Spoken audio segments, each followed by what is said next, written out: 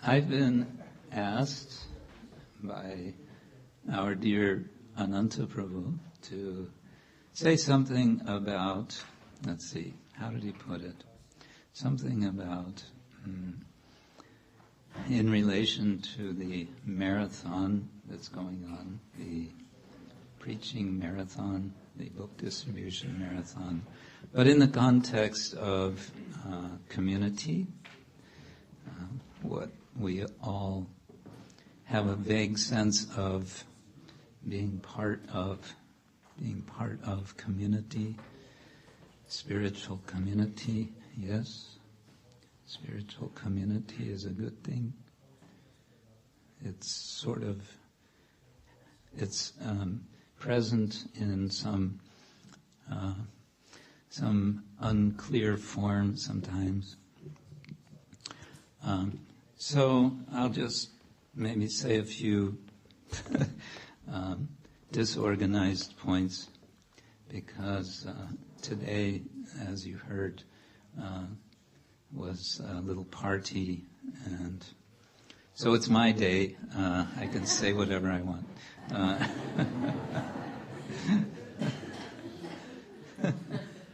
Or actually what I would like to do, since it's my birthday, what I'd like to do is not speak so much myself, just from one side, but maybe we can have more discussion, maybe some questions, maybe we can have it sort of an open session of whatever is on your minds, so we can make it a bit more of what's sometimes called in Sanskrit Ishtagoshti, which means a gathering.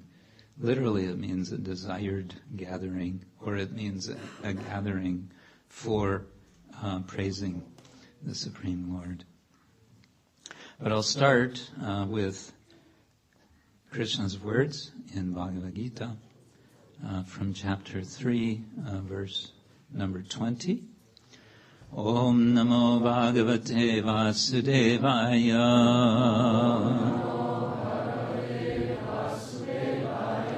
Om Namo Bhagavate Vasudevaya.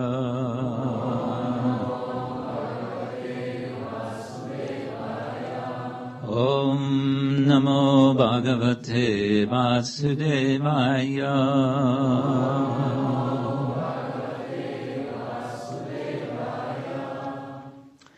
Verse 20 goes like this. Karmanaiva hi sangsiddhim. Karmanaiva hi sangsiddhim. Astita janakadaya. Astita janakadaya. Loka sangrahamevapi. Loka sangrahamevapi. Sampashyan kartum arhasi. Sampashyan kartum arhasi.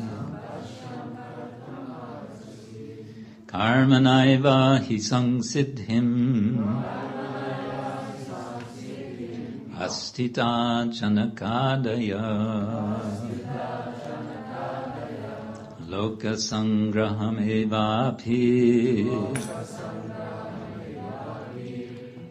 Sampashyan kartum arhasi.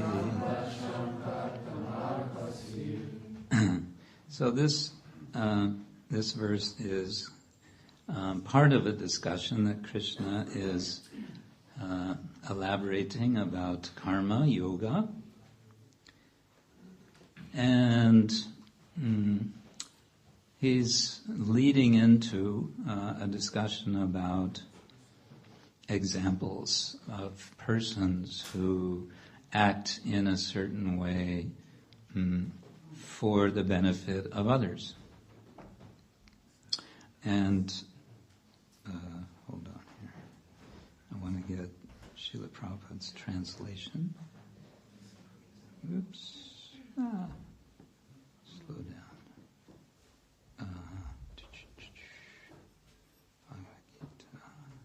Bhagavad-gita, chapter 3, text.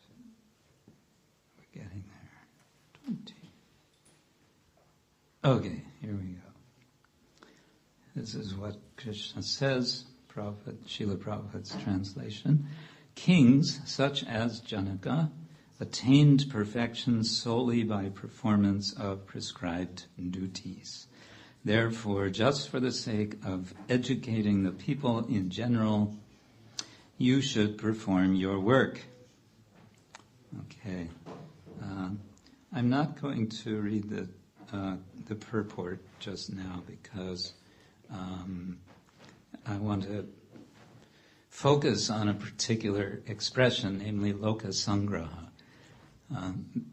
As I said, this is within the topic of karma, talk about the performance of duties and the idea that we have duties and we have to perform them. And we cannot avoid action. This is all drawing from a kind of debate in the tradition about how to become free from karma. And the idea for some people is, well, I'll just stop acting. I won't do anything. I won't create karma because I'm just going to sit in one place and just sit and not do anything. But Krishna says, sorry, that's not possible. Even your sitting and doing nothing is doing something. You're becoming as much implicated by your non-action as by your so-called action. And so this conclusion is coming that we should perform activities, karma, in the spirit of duty. This is what I am supposed to do. Now when we talk about supposed to or should, then we're in the realm of ethics. We talk about what should be done, what I should do. And we all ask ourselves in the course of our lives many times, in the course of a day, what should I do now? And that should, that sense of should comes from a sense of obligation. I should do something because there is an expectation from someone. And one of the basic ideas in what's called the Dharma Shastra of India, there are many Dharma Shastras. The one we are most familiar with is the Manu Samhita, but there's, I think, 18 major Dharma Shastras, at least theoretically. And the basic issue in all these Dharma Shastras are giving laws. They're sometimes called the law books of human beings. The most basic issue in all of these books is the idea of debt. That as soon as we're born, we are indebted. We have obligations. We have obligations to our parents, to our ancestors. We have obligations to the sages for giving us Vedic knowledge. We have obligations to all living entities for making our well-being, our life livable. And then the question becomes, how do I pay back these obligations? And the answer is by action, karma. But then, on the other side, comes this problem. But if I do action, then there's going to be some implications of my action, because in order to do some action, in order to pay back this debt, I'm getting in trouble over here. I take from, someone over here to get something to give to this person. Now I'm in trouble with that person over there. And so how to balance all of this? This is a big issue in Vedic philosophy, and therefore also in the Gita. And so what Krishna is explaining in this chapter is the way out is by karma yoga, whereby yoga means to make a connection, a significant connection, a meaningful connection with God, with the Supreme Person, with the source of our very being, and also with that person who will be explained in a later chapter, the actual enjoyer of anything. But before getting to that point, you could say, of thinking in terms, that's more on the bhakti side. I'm giving for Krishna, or I'm doing for Krishna. On the more karma yoga side is the idea, I have a duty, I have obligations, so how am I going to pay those obligations without getting further implicated, without getting into more trouble with my karma? So the basic solution that's being given in this chapter is you have to perform sacrifice. And sacrifice means giving up something. And then there's so many ways to do sacrifice, and that'll be explained also in later chapters. Krishna is actually very broad-minded. He says you can do all kinds of things as sacrifice. One of them that I find a little amusing, Krishna describes the sacrifice of breath, where you breathe pranayama, basically, but you practice it in such a way that basically you can give up breathing altogether. Sacrifice your breath. No more breathing. Sounds like fun, huh? Thank you. No, thank you. Here, Krishna's saying something very significant with the term loka sangraham. He gives an example of a person, Janaka. Actually, many kings were named Janaka, but we associate it generally with the father of Sita. Sita's father was also named Janaka. So Krishna says, Janaka Adaya, Krishna Adi, beginning with Janaka. There have been so many kings who have acted in the spirit which Krishna is urging all of us to take. And that is for the purpose of loka sangraha. What means loka sangraha? Loka can mean people, and it can also mean planet or realm, a place where many people are. Here I would say it means something like Volk in German. You have the word Volk, das Volk. The people, yeah? For the people. And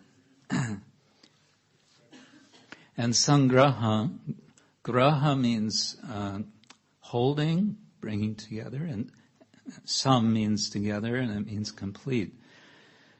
So complete bringing together of the people.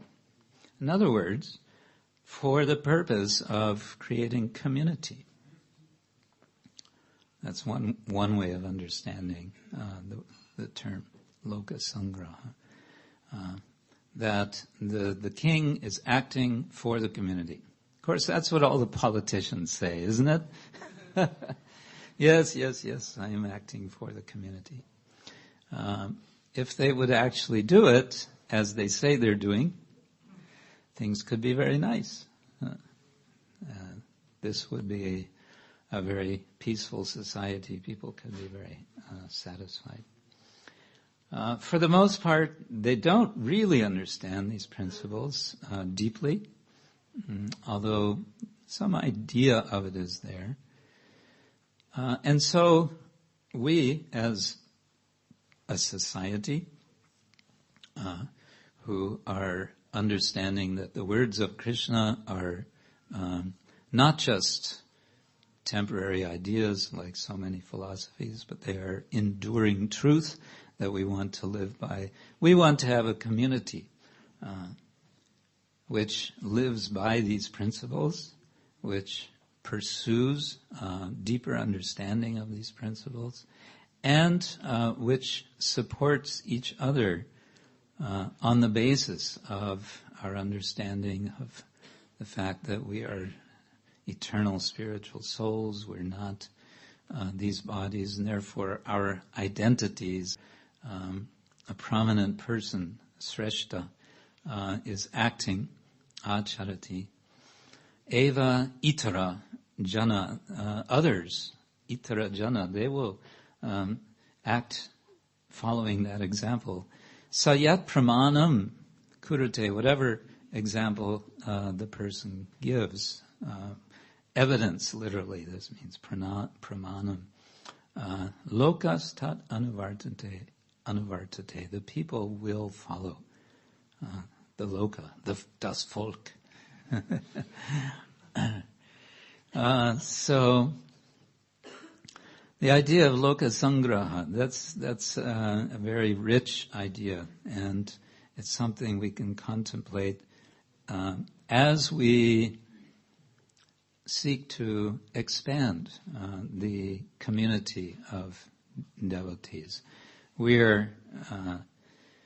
are sure that we have something valuable, so valuable that we don't want to keep it for ourselves. We want to give it to others, and we want to include others. There's a kind of paradox in that desire at the same time. On the one side, we are a little bit exclusive, because we have certain ways that we see as standard human way of living.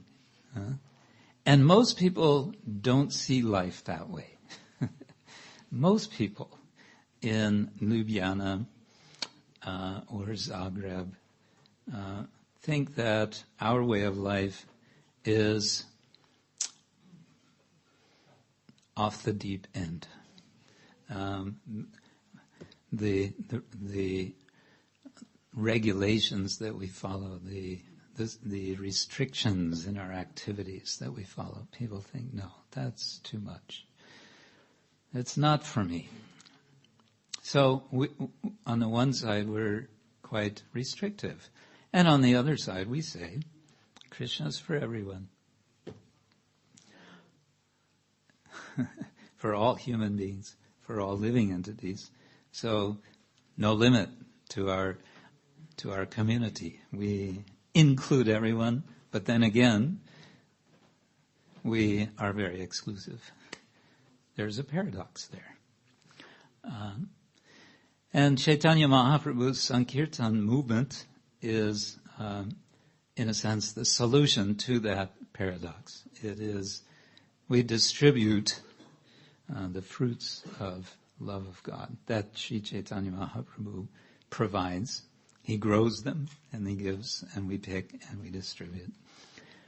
He directs us in that process, and he gives us the energy and the vision that we can do this distribution. I've just been reading, I think last time I may have mentioned also, I'm still reading just a little bit every day, Tamal Krishna Goswami's Servant of the Servant, and I've been reading about the days, the golden days of the Radha Damodar party. This was a group of devotees in the USA. They started with one full-length bus. You had a bus here for some time. That bus is no more. Buses are difficult to maintain, I know.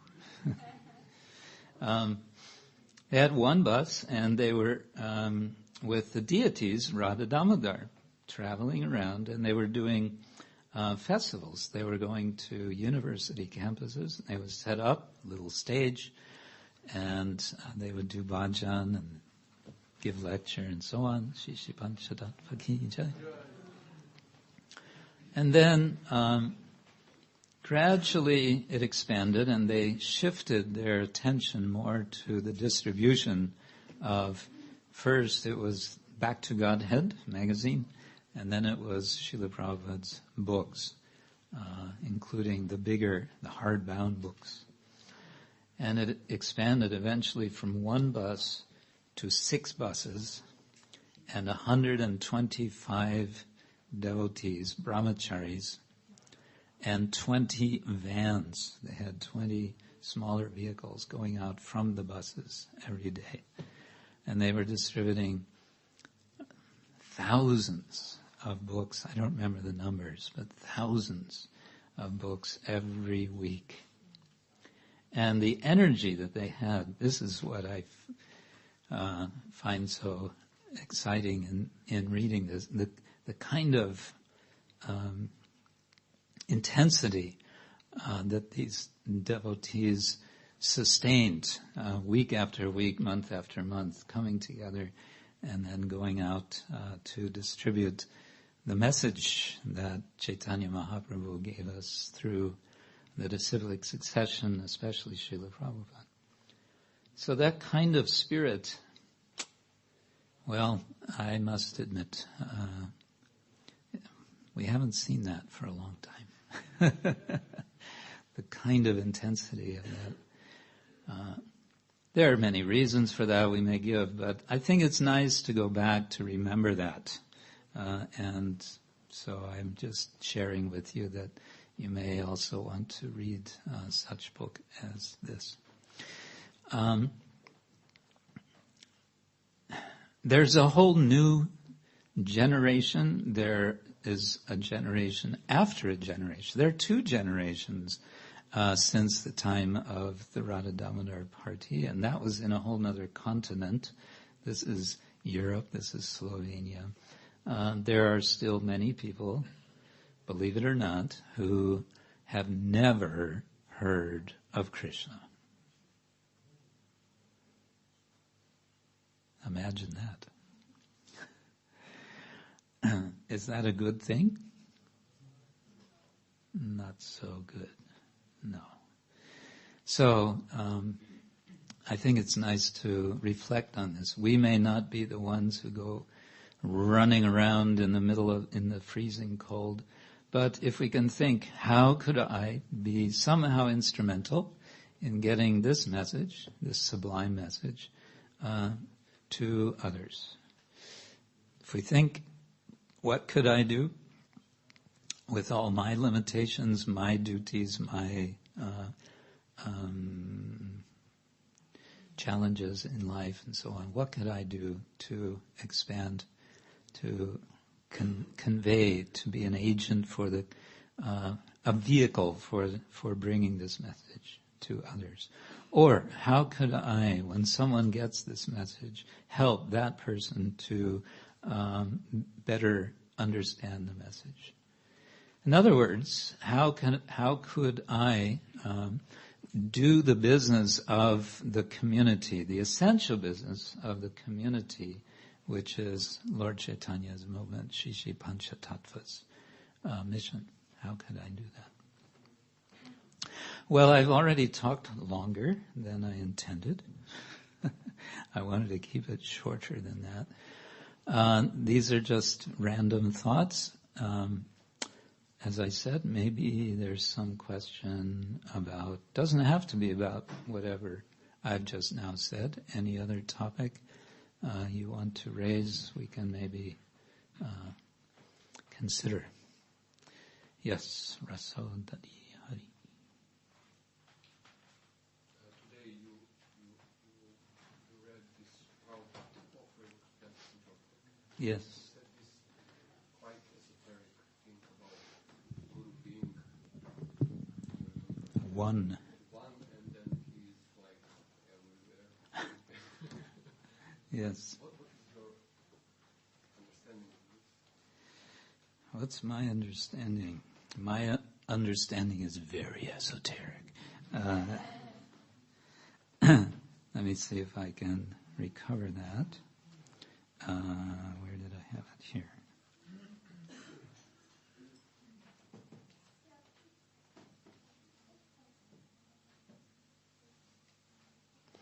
Yes, a little earlier today, we were reading from Srila Prabhupada's Vyasa Puja address. He spoke this address to members of Srila Bhakti Siddhanta Saraswati Thakur's mission in Bombay.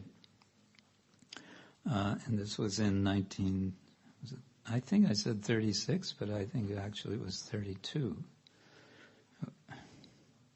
Well, now I'm curious.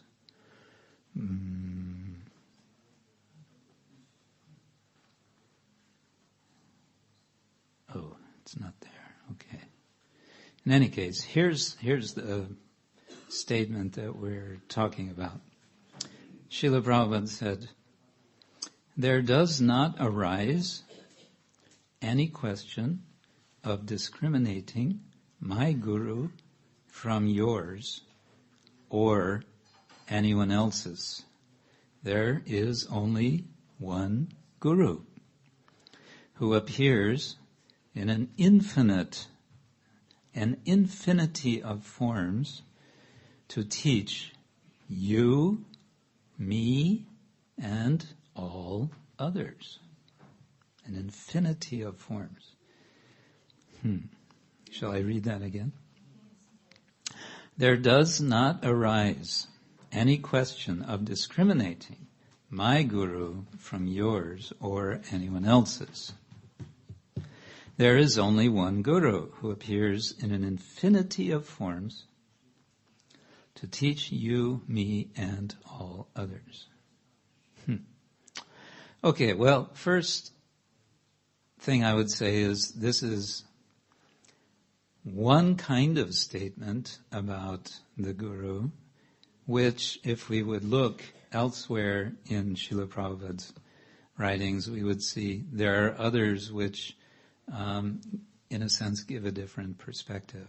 That it's not that Srila Prabhupada is saying one guru means it's an impersonal kind of a truth. It's not that there is the guru in some sort of impersonal sense. No, there are so many gurus. Actually, he's saying there are an infinity of gurus, but he's saying one guru in an infinity of forms. It's a little bit subtle, but I would just say it like this, that the guru has one message.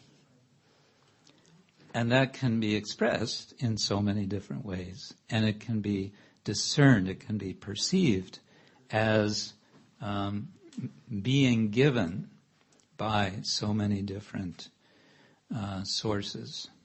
So in the Bhagavatam we have the story of this Brahmana. It's in the 11th canto, that he has 24 gurus. But what are these 24 gurus? They're different phenomenon of nature. So he learns from a mountain, he learns from a bee, he learns from an arrow maker, he learns from a prostitute, he learns from many different persons' phenomenon. And he refers to them as gurus. So that's one understanding. That sort of guru can be any source of learning about transcendent truth, transcendent reality. And much of the Bhagavad-gita is about that. The chapter 10 is about recognizing how Krishna is present in the world in so many ways. And so we can take material phenomena material events or any sort of event can become a lesson, and we can take it that that is coming from the Guru, in the sense that the original Guru, and this is leading into this point, Guru is one, yes, Guru is one because Krishna is one, and he is Adi Guru. He is the original Guru. Now, what does Guru mean? It means one who is teaching and liberating, bringing us from conditioned life to liberated life and ultimately to pure devotion. If the original Guru, if Krishna is the original Guru, that makes sense because he is the object of the result of the teaching. In other words, he teaches us how to love himself. So he's the best to teach us that because it's him who we learn to love. And then anyone who is taking up role of Guru, and here I think the word role is helpful, is acting on behalf of the original Guru. And so, as Prabhupada says, the Guru, who appears in an infinity of forms to teach you, me, and all others. We can say the Guru is Krishna. He is appearing for us. We perceive Krishna in our own Guru, Diksha Guru, Shiksha Guru, or Shiksha Gurus.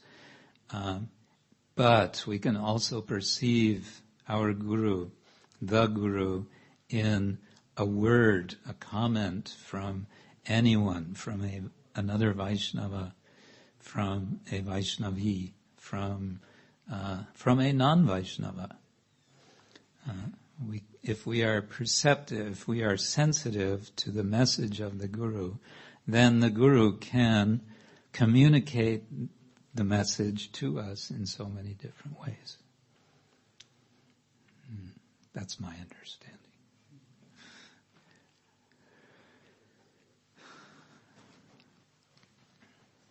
Yes, Edith, Hare Krishna. Hare Krishna Maharaj. Thank you for this lecture. You're welcome. You mentioned spiritual community, how to build it up, like Radha Damodara community in the time of Sri Krishna Kshetra Swami. How can we develop this feeling that we want to belong to spiritual community, and how to build it up? How to build up this sense of belonging. Well, I think it starts with understanding that whether we know it or not, whether we like it or not, we belong to Krishna. And start with that starting point, then we can understand others' needs to feel that they belong. And then we, not worrying so much about, do I belong? Do I feel like I belong? Instead, we can be concerned, do you feel that you belong? We can be more concerned with others' need.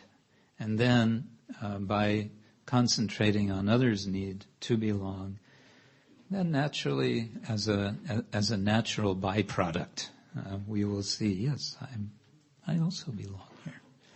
This is where I belong. Where else would I be? If I weren't here, where would I be?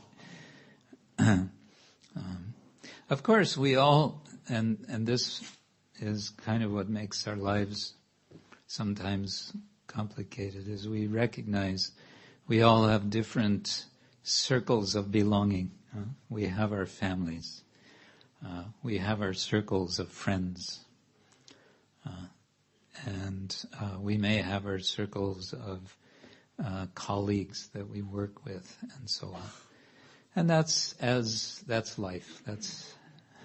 Sometimes these may come in conflict with our need for spiritual belonging. We want to, first and foremost, be part of Krishna's family, and maybe we don't feel all the reciprocation we think should be there, whatever it may be. Why? Because everybody's preoccupied with their own concerns and so on. So this can be challenging. But if, despite all of that, we say, all right, I belong to Krishna. So essentially my problem is solved from the get-go. I belong to Krishna. And I remember one of our leading devotees, when I was in Amsterdam, he used to say, we should feel that even if everyone else goes away, I will stay here. I will stay with Panchatattva. Maybe everyone else goes. Of course, that's not a happy thought. We want everyone to feel at home. But if for some reason, no, that's the way it is, I will stay. So that, as a basis, I belong to Krishna. I think this is, if we can be clear on this point, then everything else develops out of that principle. And it's all about caring. Community is about caring. Caring means I may have this or that problem, but I care about others. I care about others' welfare. I do what I can for others. I listen to others. I'm open to others' needs and so on. My needs are secondary, others' needs are primary. But that comes only when one is settled, feeling safe that I belong to Krishna. If that sense of safety and belonging is not there, then one will always feel insecure, disturbed, not peaceful, and therefore not happy. So we all want to be happy, yes? And to be happy, we need to be peaceful, yes? Yes. And to be peaceful, we need to feel that we belong, yes? And who do we belong with? Krishna, yes. Is that okay? It's a big subject. I think much can be said about community development, but a lot of it is just kind of common sense. There's, just a matter of, sometimes we're not very much in tune with basic common sense, which is that we all have many sorts of needs. We all have spiritual needs. We also have social needs. We have physical needs, psychological needs. Bhaktivinoda Thakur talks about this. And just to acknowledge this about ourselves, first of all, and then we can acknowledge it in relation to others. Then we can, interact nicely, and we will like to be with other devotees, and they will like to be with us. And then it's nice.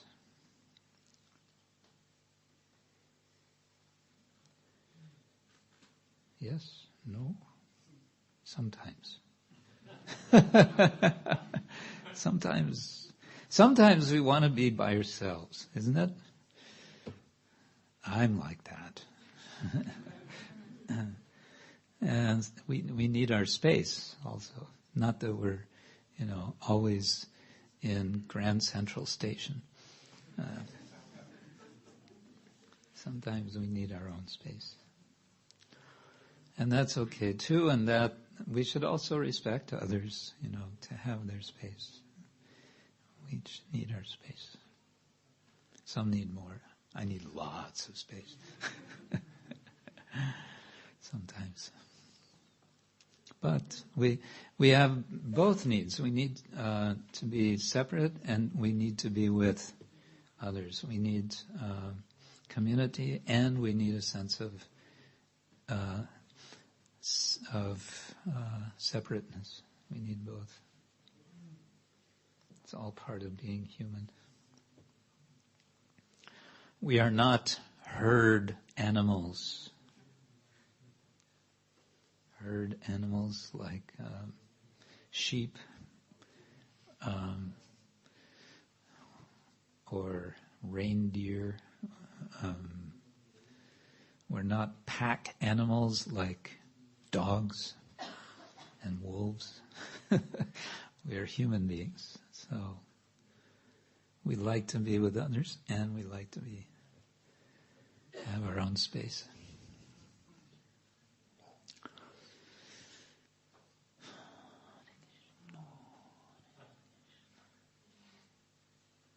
I can't tell whether anyone is thinking, I don't know, what is he talking about?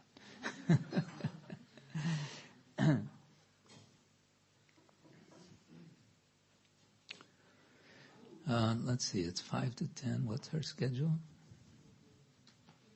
Kirtan? Should we have Kirtan now? Or is there one more question? Yes, I have. I should have known. Actually, it's not a question. Oh, it's a comment. It's idea. Idea. Yes. I saw the devotees in Hungary make a book. It's not a big book. It's a book about Bhakti Yoga. It describes everything. Why, what we are represent, who is Krishna, our festivals. So I was looking for this copy of English to translate in Croatian, but they didn't have. This devotee didn't bring me. So my idea is, we have books like Perfection of Yoga, Perfect Questions, Perfect Answers, We have many books. Science of Self-Realization, but we need, it's my idea, it shouldn't be accepted. My idea is that we make something to represent, like publicity book. You know what I mean? It's, who is Krishna, why we believe in Krishna, why we don't believe in other avatars like, something what represent us, not like best religion, but to give opportunity to people to understand something about personality of Godhead. Okay.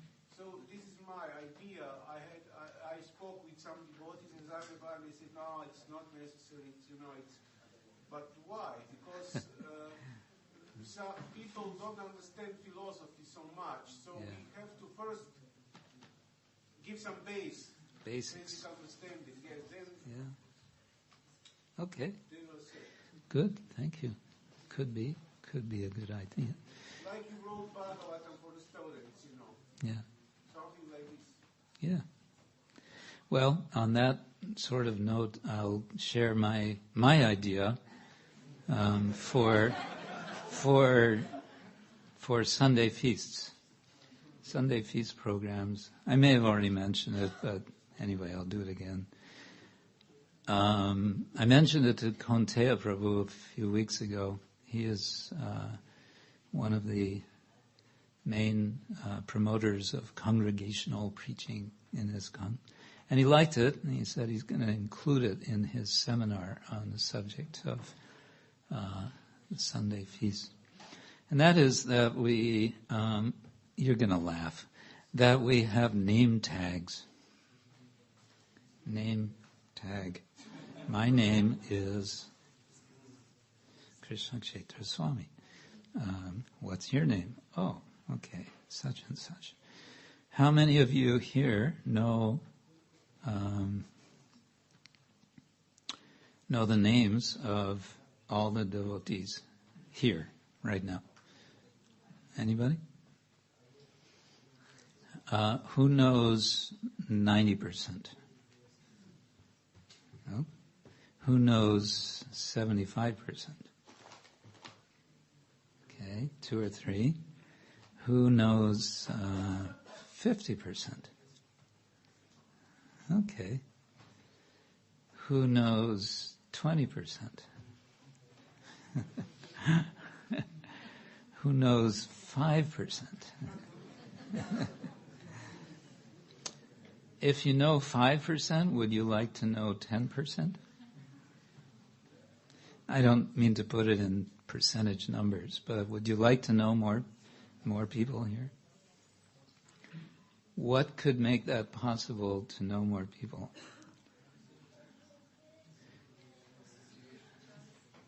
You could greet each other. One way that it might be easier to greet each other is if everyone had a name tag. I'm serious. They do this in America, in American churches. I've seen it. And it really works. People really get to know each other because everybody knows everybody's names.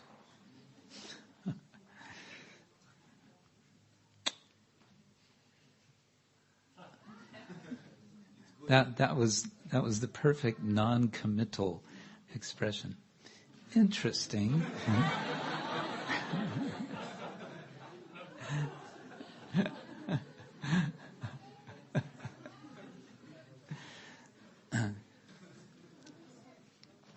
Usually what I get is the temple leaders say, "Oh yeah, very good idea." And then that's the end of it.